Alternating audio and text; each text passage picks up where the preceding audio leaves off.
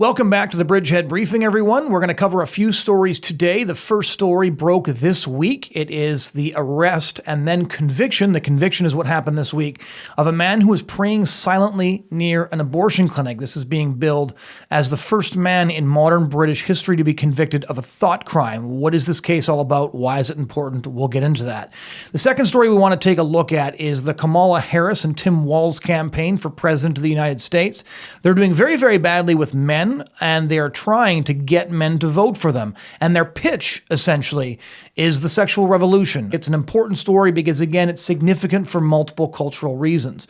And the third story is taking a look at the trajectory of the Republican Party under the Trump family and what this means for the pro-life movement, and most importantly, what this means for preborn children. This arrest in the United Kingdom and then the subsequent conviction this week is very, very disturbing. Let me start off by giving you a kind of a summary from the BBC, just to give you some of the details of the story. This headline alone is pretty wild. Consider this headline from the BBC: "Praying man breached abortion clinic safe zone."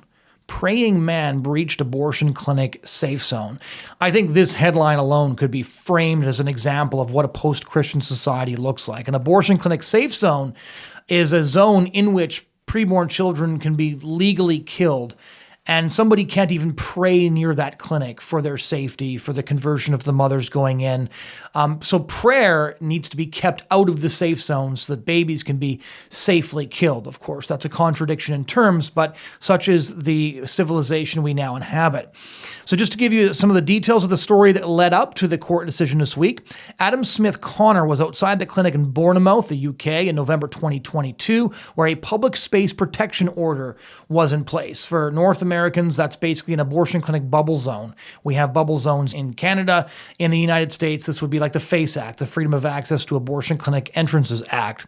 The 51-year-old from Southampton denied failing to comply with the order, but District Judge Orla Austin said on Wednesday that his actions had been deliberate.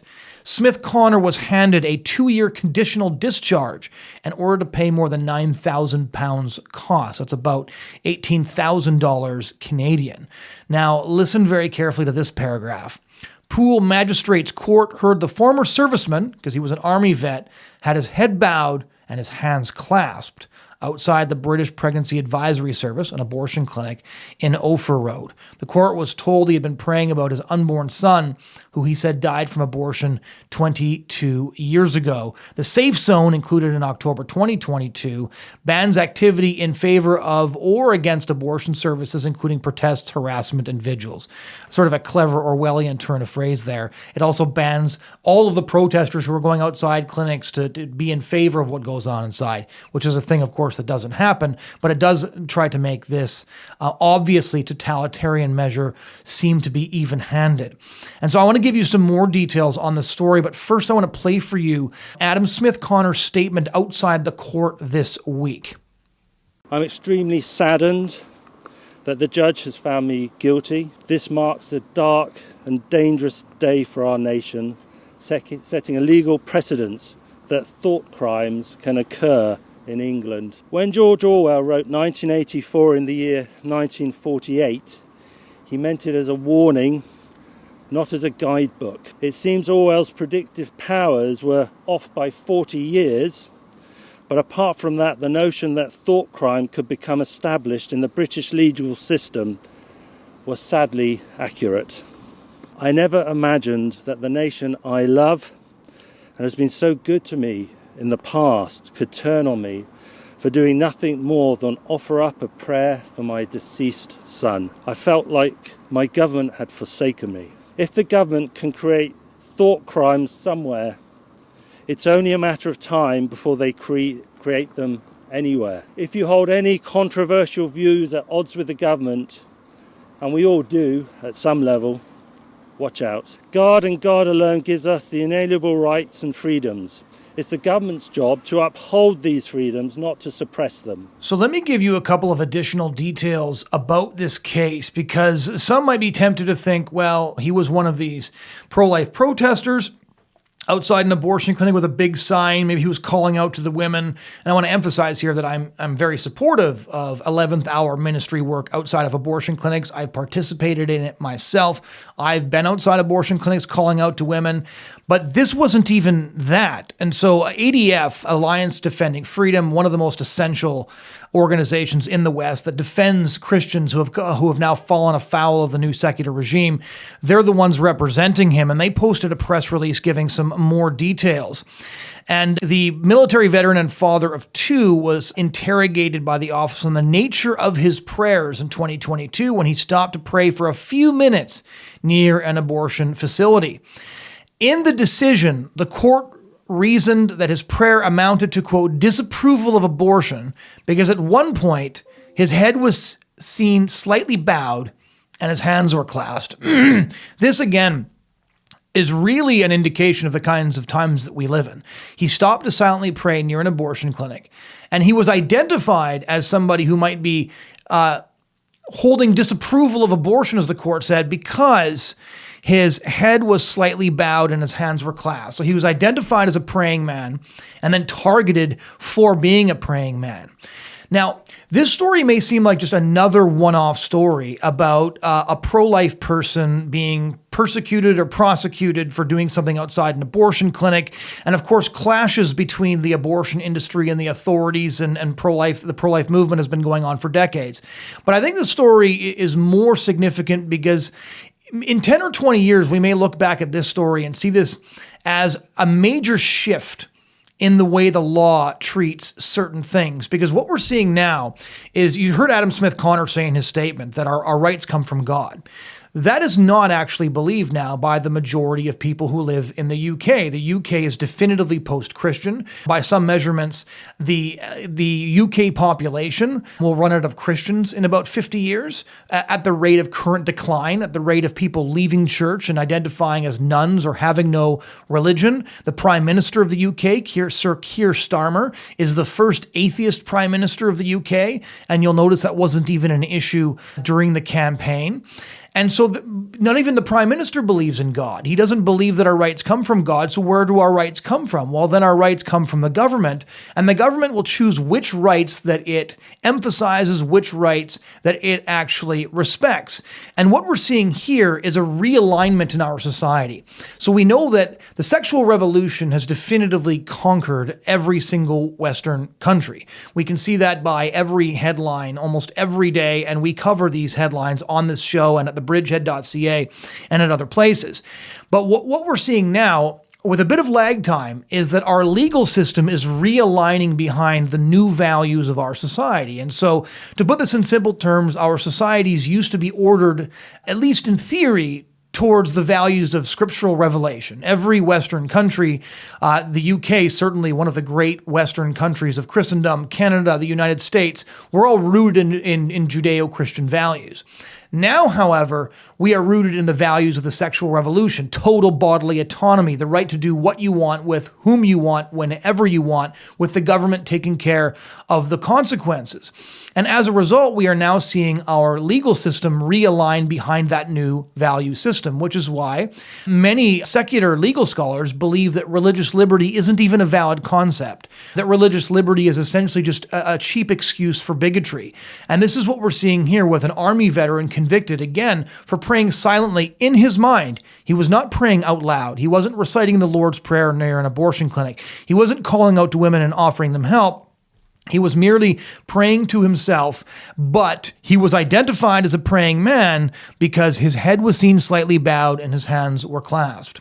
I do think this story is a microcosm that highlights once again that we are seeing our legal system realign behind the values of the sexual revolution, and I think that we'll see this escalate in the coming years.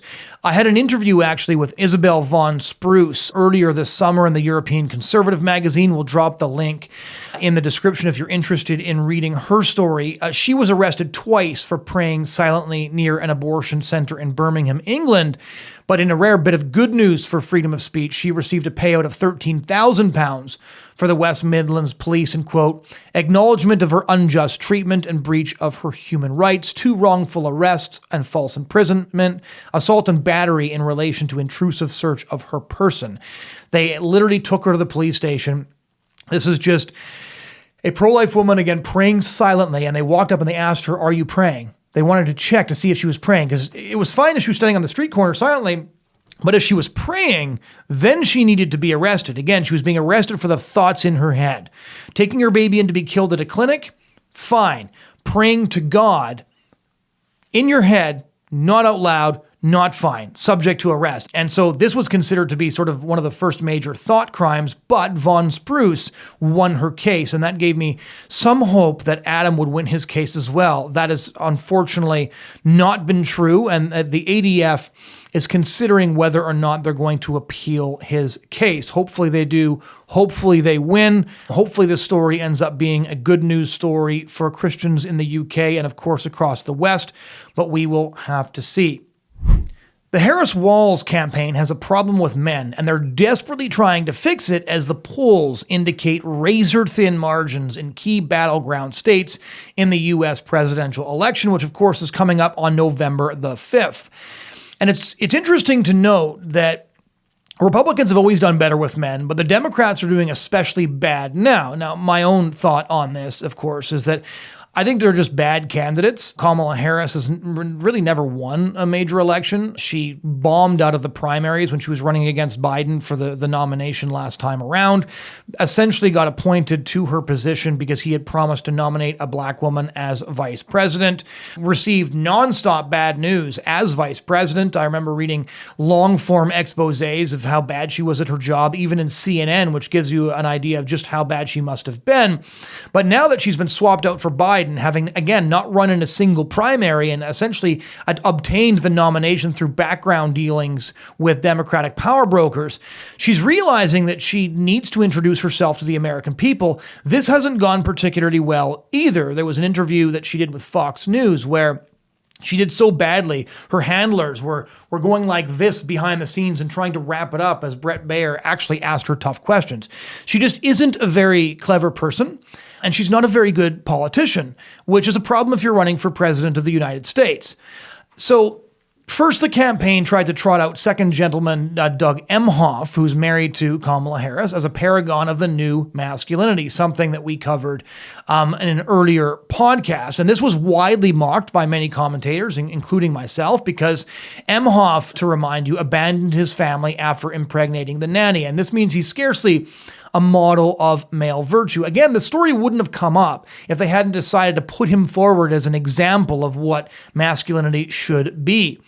A more recent allegation published by the Daily Mail that Emhoff actually slapped one of his ex-girlfriends was literally brushed off by the second gentleman, in very legally specific terms, it must be noted, as a distraction. And again, it might be a distraction, except for the fact that right now the Democrats are trying to put Emhoff forward as sort of this paragon of masculinity. And they're using him to try and persuade men to vote for the Harris-Walz ticket. They've moved on to some other things as well. They've recruited some celebrities to try and reach out to men. They got Barack Obama out in the campaign trail telling black men that they should be voting for Kamala for reasons that are mysterious to almost everyone. And they even recruited Jennifer Garner, who's an actress and the ex-wife of Ben Affleck, to gush unconvincingly, in my view, about how sexy men who supported Kamala are. So to give you an idea of how cringeworthy that is, instead of trying to describe this little speech, I'm just going to play it for you for a moment here. Listen, I know you've knocked, and I know you've called and called. I know you've given and given, and you're worn out.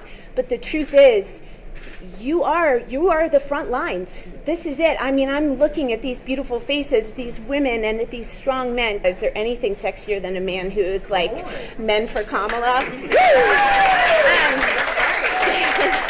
But you are the front line of this battle, for lack of a better word. It really is. There are two ways forward, and you guys are going to have a huge voice in how that way is chosen.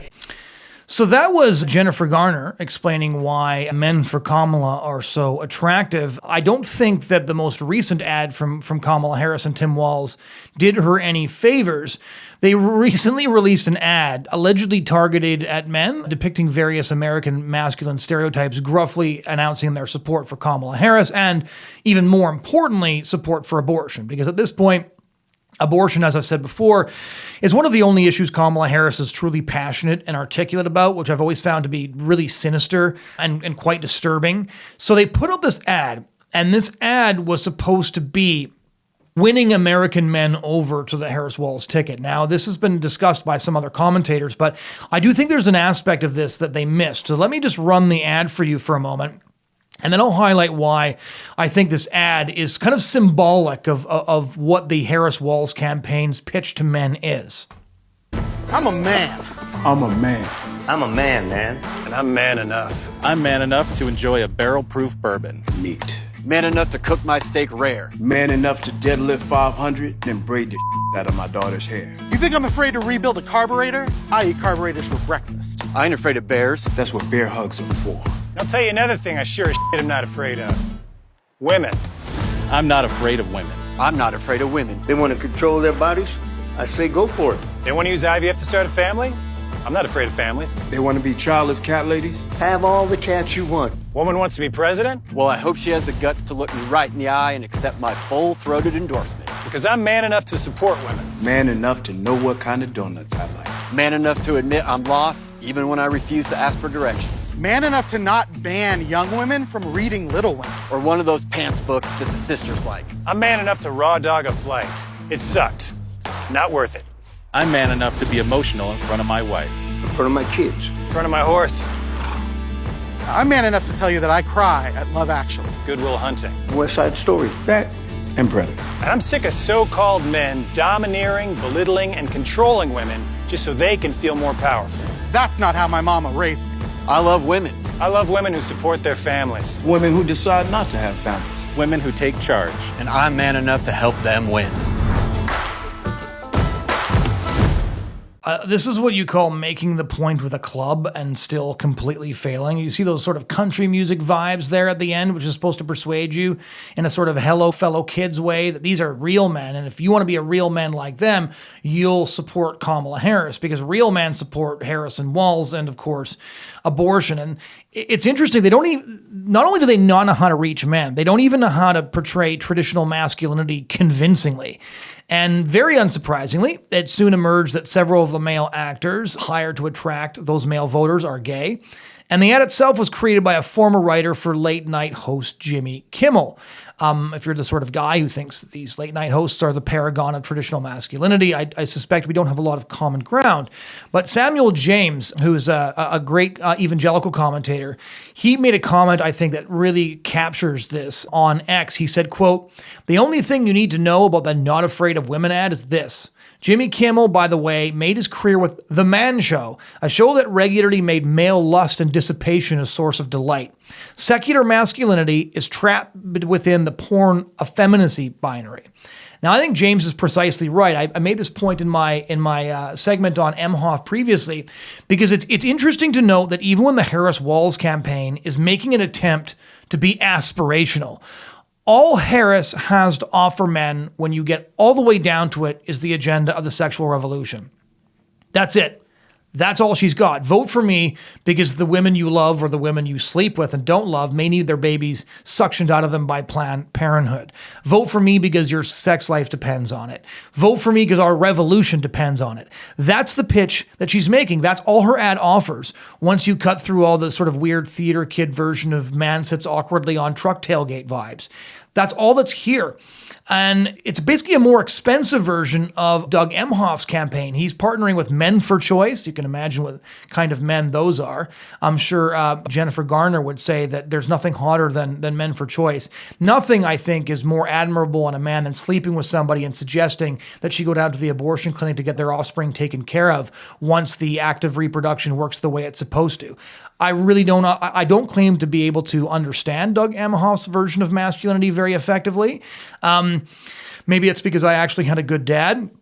But basically what Emhoff is doing now with Men for Choice is they're urging men to vote for abortion because pro-life laws are, and these are Emhoff's words here, affecting man's ability to plan their lives. I think that if you're going to be the kind of guy who's out there making this case, maybe you shouldn't be the same guy who impregnated a family employee and then that pregnancy mysteriously ended in ways that nobody will discuss. Emhoff has held Men for Choice events in Florida, Arizona, and North Carolina, and here's one of his pitches, quote, "I'm talking about this with my other dad friends. I'm talking about it with my son. And it's not just because I also have a daughter. I have a son, and we talk about it and about how this is going to impact him and how he's going to start a family or not." And or not, of course, is doing a lot of heavy lifting in that sentence because who knows, maybe Emhoff's son will follow in the family tradition and also impregnate a teacher and abandon his family. And then what's he going to do if abortion isn't available? This will interfere with his ability to plan his future. I would suggest that planning should happen at some point before you take your pants off, but this is not the world that Harris and Walz are pitching. I do think he's precisely the right person to make the case for Men for Choice because he's a great example of what the sexual revolution has done to masculinity. This stuff used to be really implicit. The Democratic Party was the party of freedom, of sexual liberation, but they just said the liberation part, not the sexual part. But with the fall of Roe v. Wade, all of this stuff has become explicit rather than implicit. And I think one of the best microcosmic examples of this is the fact that the porn industry is also pouring cash into getting Kamala Harris elected. So there's now a, quote, "hands off my porn" campaign, again, funded by the porn industry. I'm not going to use the names of specific sites for obvious reasons. Their campaign has thus far spent $100,000 on ad buys targeting young men on porn sites. And their message is very simple. Vote for Kamala Harris to ensure that you never lose access to your porn. Harris is losing with young men, but if they reach out to enough losers who badly need their pornography, then maybe you can drive male voters out to the polls to vote for Walz. So what's the Harris-Walz ticket selling young men? If you look at what Doug Emhoff is saying about masculinity and Men for Choice, if you look at the "I'm not afraid of women" ad that they put out that I showed you, if you look at what the porn industry is saying, why it's so important to vote for Harris-Walz, what are they actually offering? It's abortion, porn, and the assurance that masculinity means sex with whoever you want, whenever you want, and however you want. And the government will be there to make sure that if any babies are conceived through casual coitus, you can have those children destroyed in a clinic.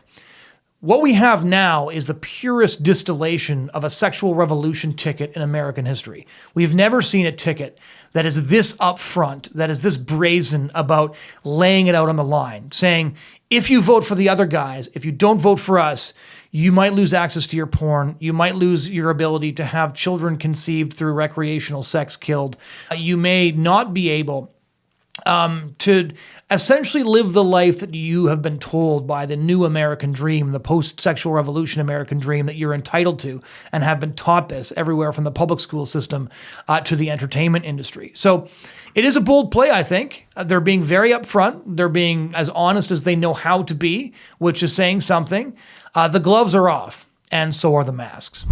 Is the Trump family pro-life? This is a question that has been discussed a lot over the last few months. We've, again, been covering this on the podcast because I think the shift of the Republican Party from a pro-life party, at least aspirationally, with the right to the right to life of the unborn, enshrined into the platform, to the pro-choice party that we see emerging now, is significant for reasons that are not well understood, I think, to some Americans.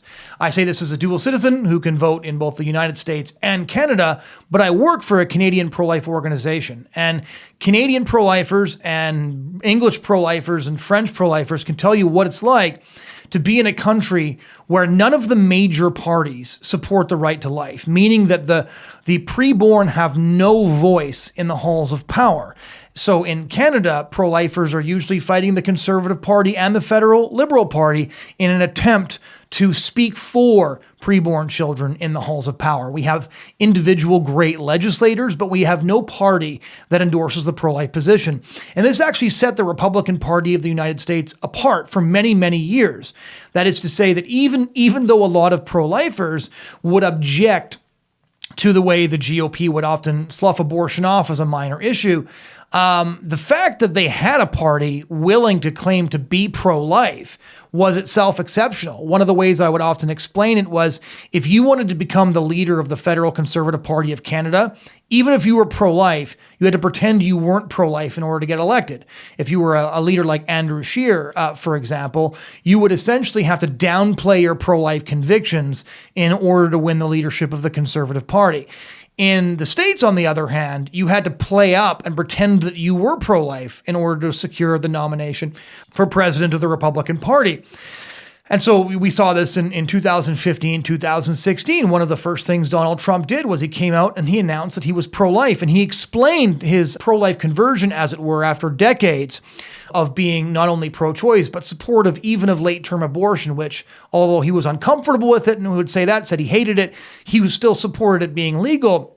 He became pro-life. And it was interesting because the story that he told about becoming pro-life was that a friend of his had been planning to get an abortion and then didn't, and the child was born, and he saw this child grow up through the years, and seeing that child made him pro-life. He said the child was going to be aborted, and it wasn't aborted, and that child today is a total superstar, a great, great child.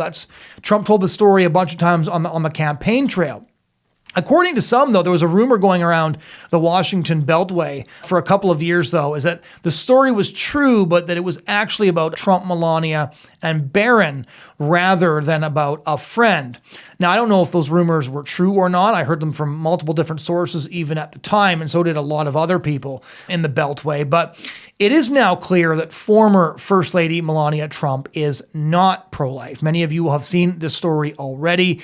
But in a new memoir, Trump's third wife really comes out swinging, stating that her pro-abortion views are long held and essential to her. She even defends late-term abortion using Planned Parenthood and Democratic talking points, saying it rarely happens, and when it does, it only happens for severe reasons. That is, unfortunately, not the case. And in a kind of a strange noir-like video clip, she even said there was no room for compromise in her views on this. So let me show you that video clip. Individual freedom is a fundamental principle that I safeguard. Without a doubt, there is no room for compromise when it comes to this essential right that all women possess from birth: individual freedom. What does my body, my choice really mean?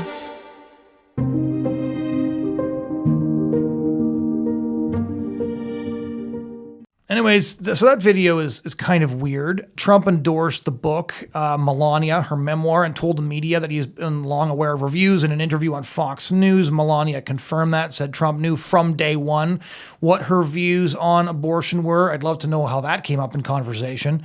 And a lot of pundits commented after that other GOP first ladies were also pro-choice. And so there's a lot of conservatives who kind of wrote this story off as not particularly significant because Melania Trump is just the next one in a long and shameful tradition of pro-life presidents marrying pro-choice women. And so they pointed out that Nancy Reagan was pro-choice, Barbara Bush was pro-choice, Laura Bush was pro-choice, but I think that this is different for a bunch of very significant reasons. The first of which is nobody even knew what Nancy's views were publicly until, again, after Reagan had left office. Barbara Bush said almost nothing about the issue and never interfered with what her husband's views on this were. Laura Bush didn't even say what she thought about abortion until a couple of years after George W. Bush had left office, when she revealed her views in her own memoir. This is different because Melania, by contrast, is coming out with a memoir endorsing abortion, a video endorsing abortion, talking about her support for abortion in mainstream media interviews, like a month out from a huge election in which abortion has been one of the major issues. And she's defending abortion in cutthroat language. She's essentially taking the same position as the Democrats, saying that abortion is a matter of freedom, that my body, my choice is a matter of freedom on which there can be no compromise. And so this video was basically an ad cut for the Harris-Walz abortion ticket 5 weeks out from a major election. And another major difference here is that the previous GOP presidents were actually pro-life. I'm always very annoyed by the people who say, well, Trump did more for the preborn than anybody else. It's true that he cut a deal, and we got a lot out of that deal. I've explained before how much Mike Pence and others had to do with that. But Ronald Reagan was very pro-life, and he was genuinely pro-life. He wrote a book. He was the only sitting head of state ever to write a book about abortion. It's a pretty thin book, very worth reading, though. It holds up today. It's called Abortion and the Conscience of a Nation. Has a beautiful and powerful afterword by the great Christian journalist Malcolm Muggeridge.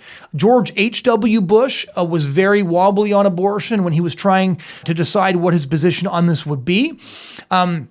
He actually invited Dr. Jack Wilkie, one of the major American pro-life leaders, to his personal home and asked to hear their perspective. And so Dr. Jack Wilkie went through an entire presentation on abortion, showed them a slideshow. This story is related in Jack Wilkie's memoirs, which are, again, very worth reading as well. And after that presentation, George H.W. Bush had all kinds of questions for the pro-life leaders that were gathered there. And after that, he changed his mind on abortion, came around to the pro-life position. And during his one term in office, his Justice Department formally asked the Supreme Court to overturn Roe v. Wade. And his Justice Department actually also defended pro-lifers who were guilty of civil disobedience outside abortion clinics. So not only did he change his mind, but he delivered. He delivered on what he promised that he would do as a result of his mind being changed. And interestingly, who was the head of George H.W. Bush's Justice Department? It was John Roberts, who's now the Chief Justice of the Supreme Court. So when people say, well, John Roberts was appointed by George W. Bush, and he turns out to be pretty squishy on a lot of these issues, there was no indication when Roberts was selected that he would be squishy at all. John Roberts' wife actually worked with Feminists for Life as legal counsel, and Roberts' entire record prior to this was of a rock-ribbed pro-lifer. And George W. Bush even has a whole section in his memoir, Decision Points, which is a really good read. He has a section explaining why he became pro-life and why the pro-life cause became important to him. And in that book, he describes seeing his own miscarried sibling in a jar after his mother had lost one of his siblings, and how seeing that tiny baby profoundly convicted him about the abortion issue. It was George W. Bush who appointed Samuel Alito, who was the author of the Dobbs decision overturning Roe. So I think that's some important historical context when you say, well, Melania Trump's pro-choice position is just, in a long tradition of GOP first ladies coming out and opposing their husbands. Those other first ladies did not come out and oppose their husbands. They certainly didn't come out with an ad essentially endorsing abortion and a memoir endorsing abortion a month away from an election that's been almost entirely about abortion this entire time. So this is not the same thing. This is sort of an attempt to make it seem like what Melania Trump did here isn't significant and isn't a really big deal.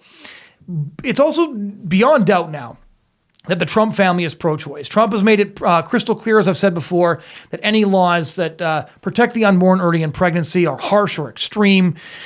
During the vice presidential debate, actually, between J.D. Vance and Tim Walz, he came out and confirmed on X that he would veto any national abortion ban, something he wouldn't do during the presidential debate.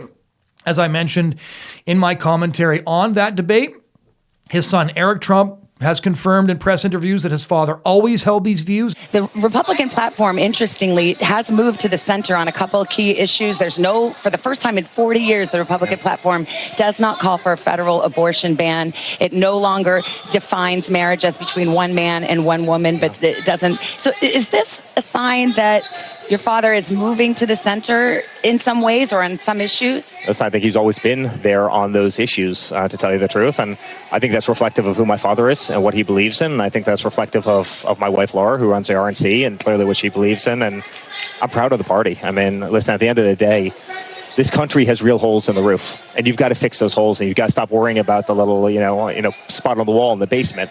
You've got to fix those holes, and we've got real immigration problems. So if Eric Trump is to be believed, there was no pro-life conversion for Donald Trump at all. Just a politically convenient and temporary deal with the pro-life movement that, to his credit, he actually followed through on.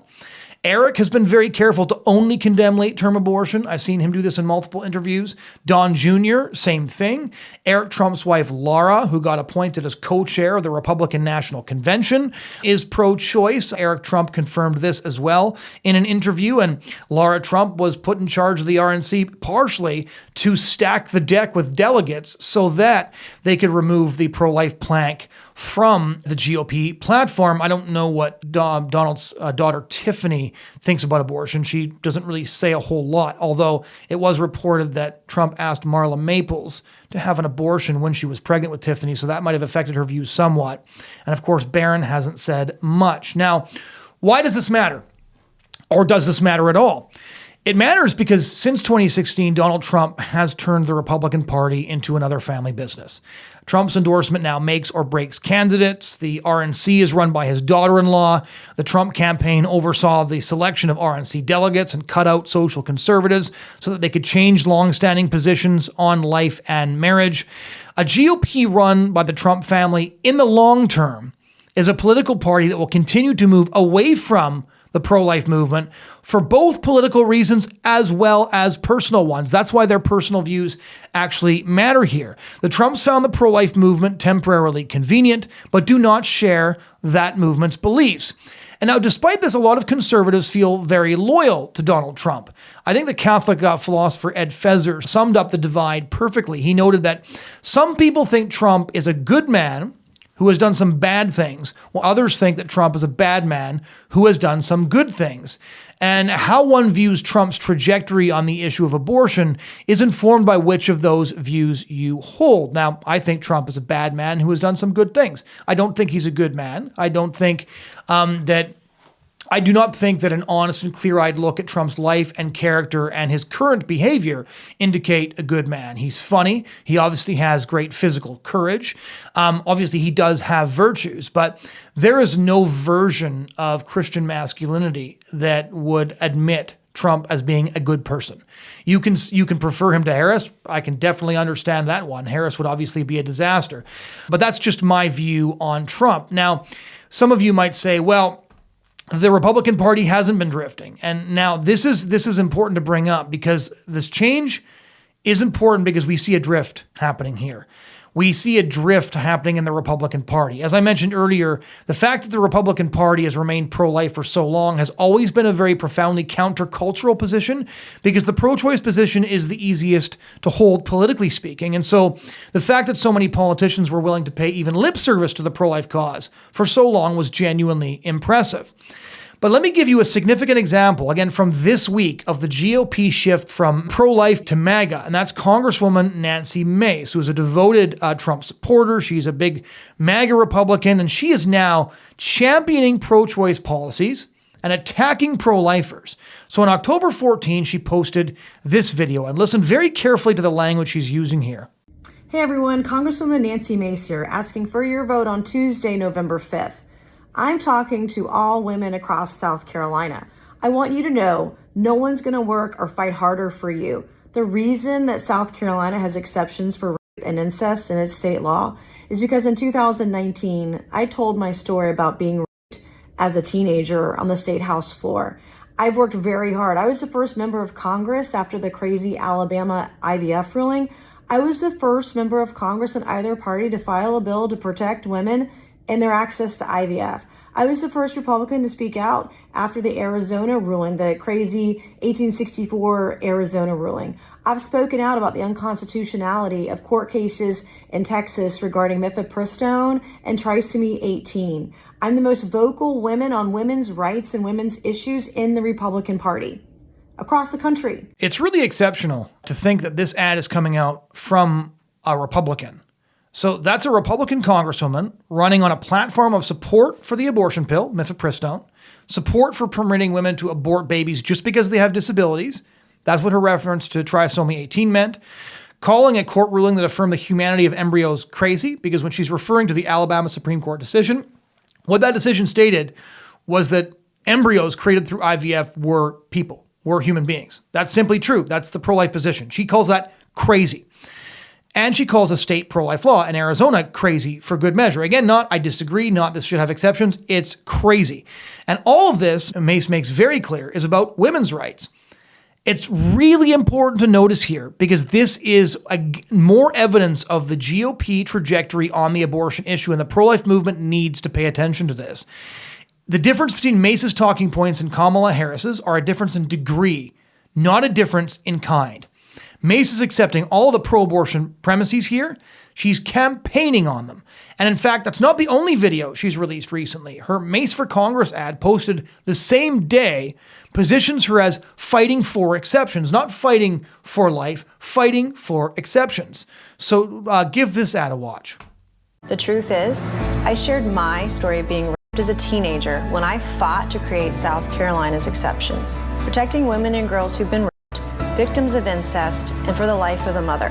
I approve this message because I know we can find common ground. So she followed that up with another post reading, Republicans can't afford to stay quiet on women's issues and abortion. And of course, Republicans haven't been quiet on abortion. What Mace is actually saying here is that the GOP can't afford to oppose abortion, at least not in most circumstances. In short, the GOP cannot afford to be pro-life and certainly can't campaign against abortion. Now, a whole bunch of pro-lifers responded to Mace's post on X. Seth Dillon of the Babylon Bee commented, "We're speaking up right now to tell you that abortion is always wrong." But of course, Mace didn't care. Now, I want to emphasize it's never been politically easy to defend the pro-life position when it comes to difficult circumstances, especially those cited by Mace. And there's been plenty of stories of Republicans like the infamous incident of Todd Akin running for Congress misspeaking on this issue during the Tea Party election of 2010.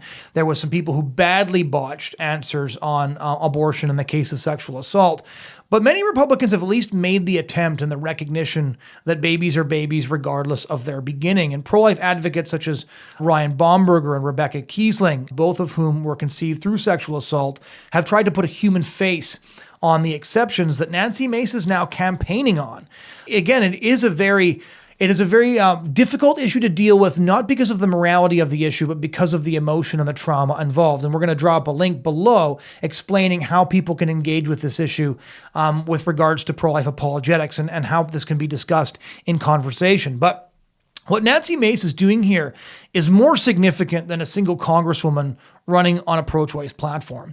Mace is following Donald Trump's lead, and she's saying that she is now the leading women's voice in the Republican Party, the leading woman's voice, and all she's doing is campaigning on abortion. Her ads, her videos, her tweets, she's campaigning on abortion.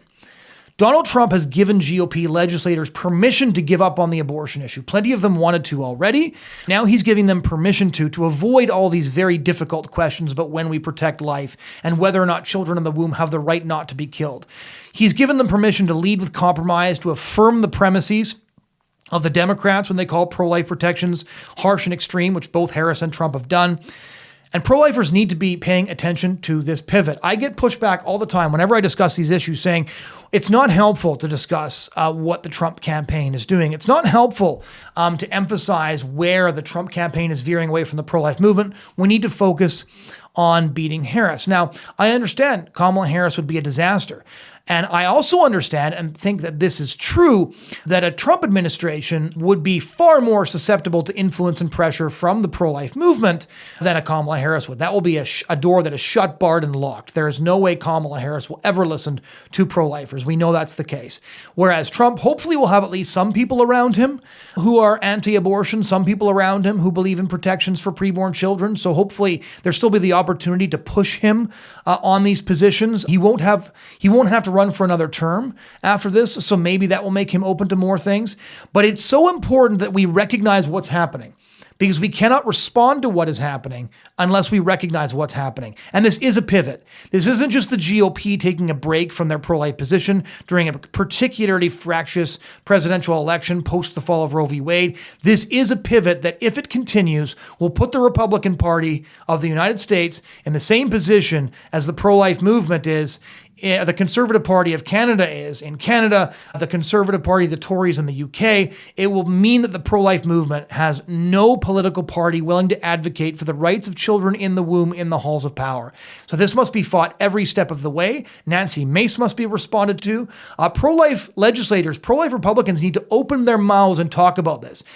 Over in Florida, Ron DeSantis, who is the candidate we needed but didn't deserve, is campaigning to ensure that Amendment 4 loses. He is showing what it looks like to leverage all of your political power and influence on the weakest and most vulnerable population, which is children in the womb. We're now seeing what people like Governor DeWine didn't do in other referendums, because we're watching Ron DeSantis do everything he can to beat the abortion amendment. But there's lots of Republicans who are able to articulate the pro-life message with great eloquence that are silent right now and letting people like Nancy Mace take the microphone. People like Marco Rubio, who is a phenomenal pro-life advocate. I've met him before. I've talked to him about abortion before. He's very, very pro-life personally. He has said openly that God will judge him based on how he treats the abortion issue in a speech to SBA list back in 2012. And he's not saying much right now. And so when we have the pro-life Republicans keeping their mouth shut and the pro-abortion Republicans like Nancy Mace opening their mouth wide, they're sending a message to the whole party about which direction the party is leading in. And that can be stopped. Nothing can be done about the fact that Trump is the nominee. That's who the primary voters picked. I didn't agree with it. I wanted Ron DeSantis, but such is life. But we need to do everything we can to correct this trajectory because the lives of children literally do depend on it. Thanks, everyone, for taking the time to watch the Bridgehead briefing this week. We really do appreciate those of you who have subscribed. If you appreciated any of the content, would you please like the video? You could drop a comment to offer your own analysis or pushback. We'll try to answer those. If you have any topics you'd like us to cover, please do suggest those in the comments as well. If YouTube isn't your preferred medium, it isn't my preferred medium, you can get us wherever your podcasts can be found. Thanks again for listening.